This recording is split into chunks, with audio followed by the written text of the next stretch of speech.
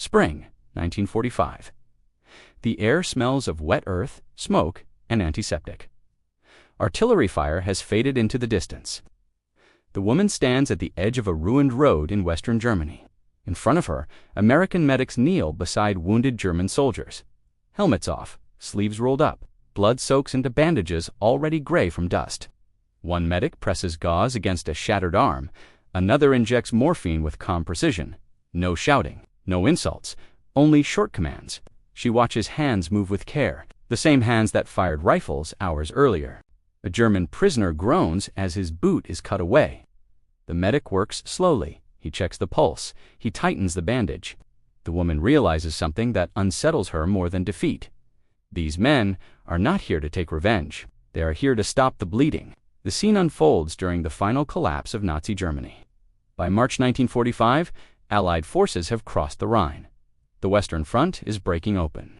American, British, and Canadian armies push eastward through shattered towns and farmland. The German army is exhausted. Fuel is scarce.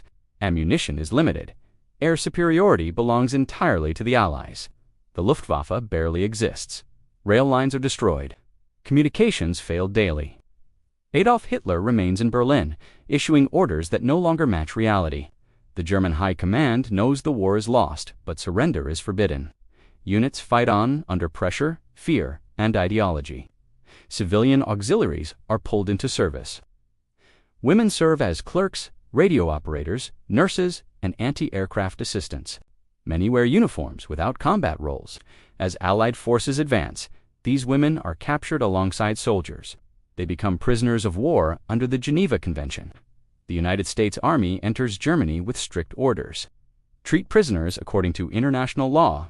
Provide medical care regardless of nationality. These rules are not symbolic. They are enforced. The U.S. Army Medical Department has prepared for mass casualties since 1942. Field hospitals follow close behind combat units. Medics receive training not only in emergency care, but in triage. Priority is given by severity, not by uniform. Morphine syrettes are standard issue. Plasma is used when available. Penicillin, still limited, is reserved for critical infections. Jeep ambulances and litter teams move the wounded off the line. The goal is stabilization, not punishment. For the German side, the situation is chaotic. Many units retreat without medical support. Hospitals are overrun or destroyed. Supplies are gone. Doctors are dead or captured. Wounded soldiers often receive no care at all. By 1945, even German medical personnel are short of bandages and anesthetics. Female auxiliaries witness this collapse firsthand. When they are captured, many expect harsh treatment. Nazi propaganda has warned them for years. The Americans are described as brutal and vengeful. What they see instead creates confusion and fear of a different kind. The enemy does not behave as expected. From the human angle, the woman is not a combatant. She is in her early 20s. She was assigned to clerical work for a Wehrmacht unit. She typed reports. She distributed rations. She lived in barracks. She heard the war but did not fight it. When the front reached her area, the unit scattered. Some fled, some surrendered. She was captured without resistance. Her uniform marks her as part of the German war machine, even if she never fired a weapon. She watches the wounded men on the ground. Some are teenagers, some are older reservists. Their faces show pain and disbelief. They expected hatred. They receive care. The moment forces her to confront the lies she had been taught. It does not erase the war. It complicates it. From the tactical angle, the Americans act with purpose. Clearing wounded enemies reduces chaos. It prevents disease. It speeds the movement of advancing units. A stabilized prisoner is easier to transport. A dead body is a burden. The medics work fast because the front is still active. Snipers may still be nearby. Mines may still be buried under the road. Triage decisions are ruthless, but professional. A soldier with a head wound receives attention first. A shattered leg can wait. Those beyond saving are given morphine and left with a chaplain or medic. These decisions are made without regard to nationality. The system values efficiency and humanity at the same time. From the technological angle, American medical equipment gives them an advantage. Individual first aid kits are carried by every soldier. Field dressings are standardized. Sulfa powder is used to reduce infection. Morphine syrettes allow rapid pain control. Blood plasma is transported in dried form and reconstituted at the front. Mobile surgical hospitals operate within miles of the fighting. These innovations reduce mortality rates dramatically. By 1945, an American soldier wounded in Europe has a far higher chance of survival than in earlier wars. German forces cut off from supplies and air support cannot match this capability. The difference is visible on the ground. From the enemy perspective, the experience is disorienting. German soldiers have been told that surrender means humiliation or death. They have been warned that American troops will abuse prisoners. When a medic kneels beside them, it creates cognitive shock. Some resist treatment at first, some cry openly, others stare in silence. For female prisoners, the fear is compounded. They expect revenge for bombed cities and dead civilians. Instead, they are searched, registered, and guarded. Medical care is provided if needed. The discipline of the system challenges years of indoctrination. It does not absolve the crimes of the Nazi state, but it exposes a different moral framework. The turning point comes as the flow of prisoners increases. In April 1945, entire German units surrender. At places like the Ruhr Pocket, hundreds of thousands lay down their arms.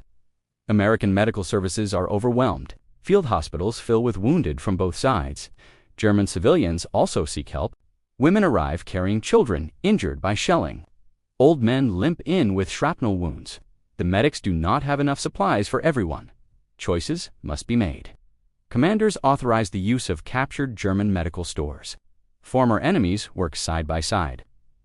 German doctors assist American surgeons under supervision. Language barriers, slow procedures. Gestures replace words. The woman witnesses this transformation.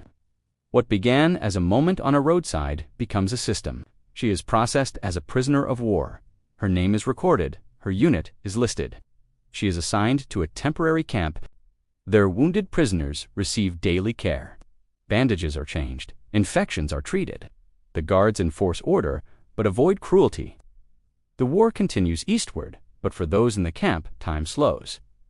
News arrives of Hitler's death, of Berlin surrounded, of surrender negotiations. The care continues even as the outcome becomes certain.